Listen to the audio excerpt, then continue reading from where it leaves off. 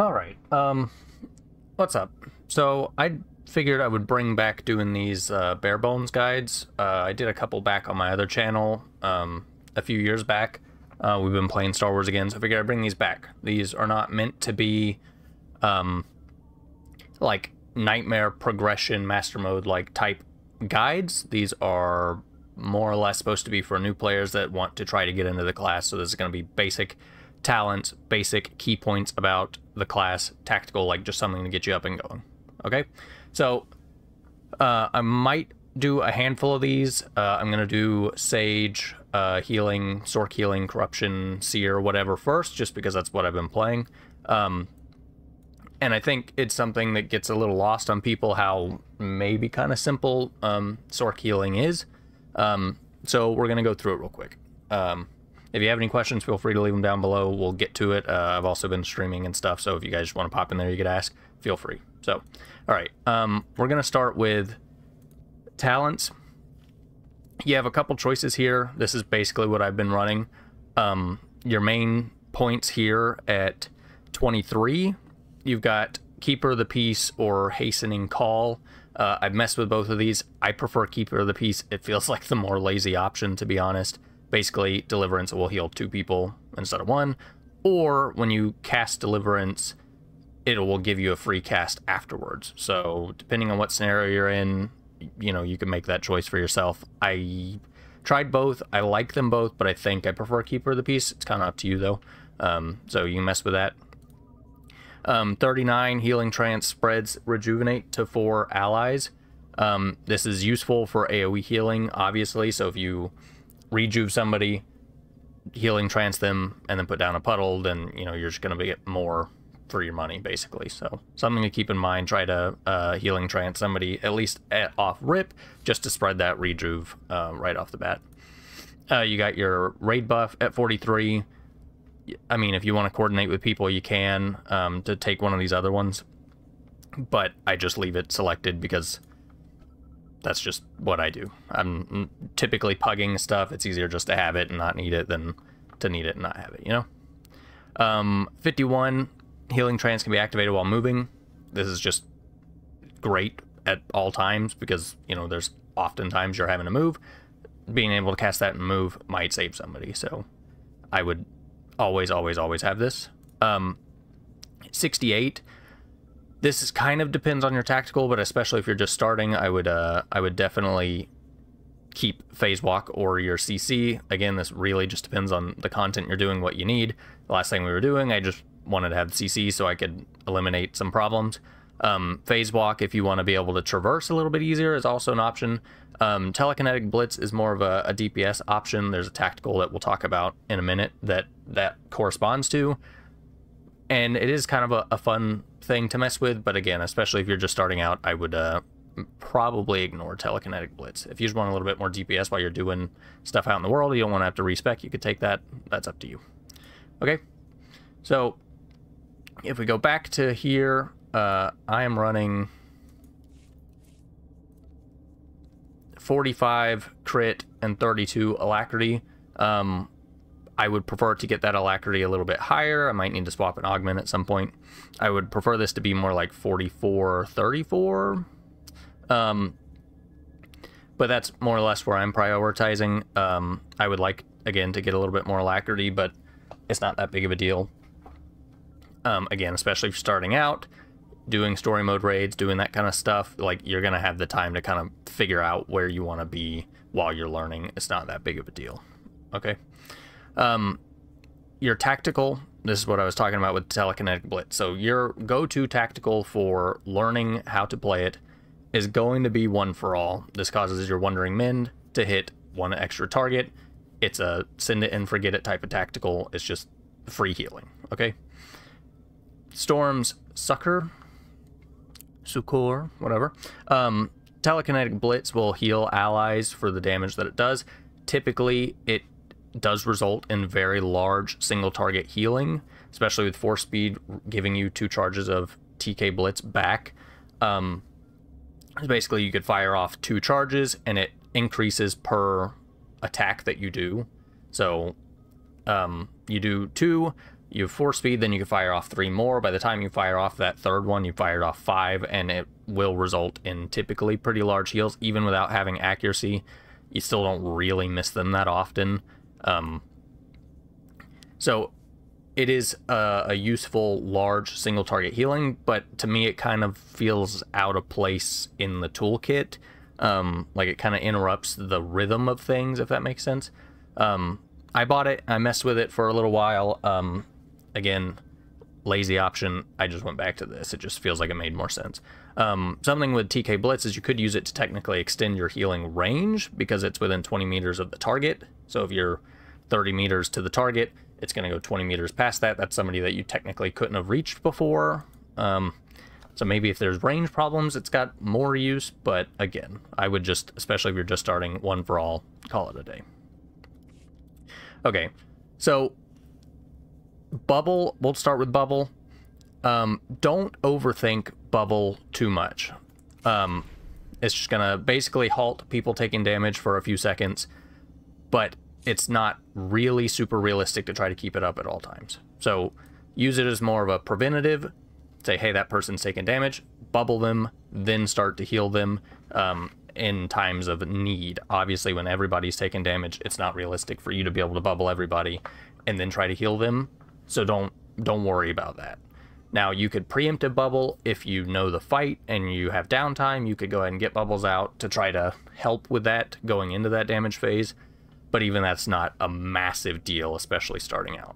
So take bubble as a, you need heals, take this first, now I'm going to heal you. All right. Another big key thing, basically rejuvenate off cooldown. Rejuvenate buffs all of your other heals. So you can see I have 1 through 4 and 1 and 2 up here. These are your main options, okay? So you have a slow cast expensive heal, you have a long cast better heal that's more efficient, you've got your channeled heal, you've got rejuve that is kind of a hot that will also have a chance to basically tick extra times whenever they do get healed by you. So if you have rejuve on somebody and you put a puddle down, you might get some free healing out of that on top of the regular rejuve effect. You do have your puddle. This will heal everybody that is in it, up to 8 people. So this is something that's pretty expensive. I wouldn't really use it super often. There's times if I just want to like DPS something, not really much is going on, I'll puddle, but it's kind of expensive. If you get a little too wild with it, you might run into some problems you might have to remedy. So puddle, if you can get most of its value, is what I would recommend. Wandering Mend is also something I would probably try to use more or less off cooldown. Sticking it on the tank to start with is not a bad idea. Basically, Wandering Mend will heal 4 people, with the tactical to heal 5 people, but you put it on them, when that person takes damage, they will get healing, and it'll bounce to the next person, and so on and so forth, okay? So, Wandering Mend, probably keep it on cooldown. I have Keeper of the Peace instead of Deliverance, so this will heal 2 people. Again, it's kind of a lazier option. But Rejuve, why we want to use it off cooldown is because it will modify all of these in some capacity. So if I Rejuve, Puddle is instant. So maybe in an emergency you want to do that. If I Rejuve with the talent that we have and I Healing Trance myself, it will spread Rejuve to other people, so it's not a bad way to open something just to get those free Rejuves out. It will also boost the crit chance of your Healing Trance, which will lead to something else that we'll talk about in a minute. So, with Keeper of the Peace and Deliverance kind of being like one of your main things, but it has a longer cast time, well, if you Rejuve, now that cast time is significantly shorter. You can fire it off really quickly. Also, it's going to give you a proc for basically just a free cast of your short, expensive, inefficient heal, but it's a big heal, okay? So, what you can do is if you Rejuve, and you do Keeper of the Peace, you get a short cast, you get the proc, but you can also Rejuve, and it's going to give you a crit for your free cast of the heal. So, you can kind of see Rejuve has its place in all of this. and it's something you kind of want to just keep rolling, basically. Wandering Mend, like I was talking about, it has to take damage before it'll bounce. So if people are taking a lot of damage and you want to get that heal out like super quick, you know, if you do this and pop Wandering Mend, it will instantly bounce. It will not wait for those people to take the damage first, so it's more of a preventative thing at that point than a reactionary thing. So Rejuve is a big thing. Your two offensive cooldowns to pair with all of this stuff is Potency, which I would typically probably use on Wandering Mend, Deliverance, Keeper of the Peace, or Benevolence. It's just gonna boost your crit chance on those abilities, so it's just more healing. And then Mental Alacrity is just a large alacrity boost for 10 seconds, or with the implants that we'll talk about in just a second, 15 seconds. You've also got a pull called Rescue. This will just pull an ally to you if somebody isn't going to make it out of something, you could help them, or if somebody's out of position, you could help them. It's just a useful thing to know. Something else, last thing kind of about the toolkit that will get you going is your force management. Has to do with this right here. Vindicate will give you back force, but if you have these procs, it won't give you the debuff for using it. So kind of how I generate these stacks is Rejuvenate and then Healing Trance to have that boosted Healing Trance crit option, because that's what's going to give you the stacks of Vindicate, right? So you can kind of use those stacks in downtime and not really have too much force problems, but if you need to like just really put a bunch of healing out there, you can do that and not really worry too much, because you can rejuvenate or regain all of your force back without too much hassle. The more you mess with it, the more you'll kind of find that balance and rhythm of kind of what I'm talking about. But force management, you might look down and be like, oh my god, what have I done? It's not that big of a deal. Use this whenever it lights up. You'll probably be fine. You can use it when it doesn't light up if you're in, you know, some sort of emergency, and then whenever you use it when it's lit up, it'll get rid of one of the stacks of the debuff, so you can kind of retroactively fix that also. So even that's not that big of a deal. Obviously, you have your force barrier as your main defensive thing. You can just pop it whenever you need it, and it'll make you immune to stuff, okay? The last thing that I'll touch on are your implants. So I'm using Revitalize package. Rejuve is on target, has a 15% chance to spontaneously heal. So I was talking about, if you have Rejuve, you put Puddle down, you might just be getting free healing, right? And then Unmatched Haste just gives you a 50% duration boost for your Mental Alacrity, so instead of 10 seconds, you get 15 seconds. I've also messed with Empowered Restorer, so whenever you use your Force Barrier, it'll also put a bubble on up to 8 allies, so maybe in a raiding scenario in high damage, that would make more sense than having just a longer offensive cooldown.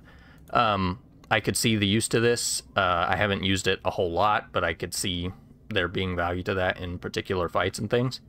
So it's something to think of if you like the idea of maybe bubbling a bunch of people at once to halt large damage outgoing, then you could do that, right? I mean, obviously there's going to be more finesse and stuff that comes with that, with like Nightmare raiding and that kind of stuff, but honestly, it's not that big of a deal. I used this for a little while, and story mode raiding and stuff, it's perfectly fine if you wanted to try that.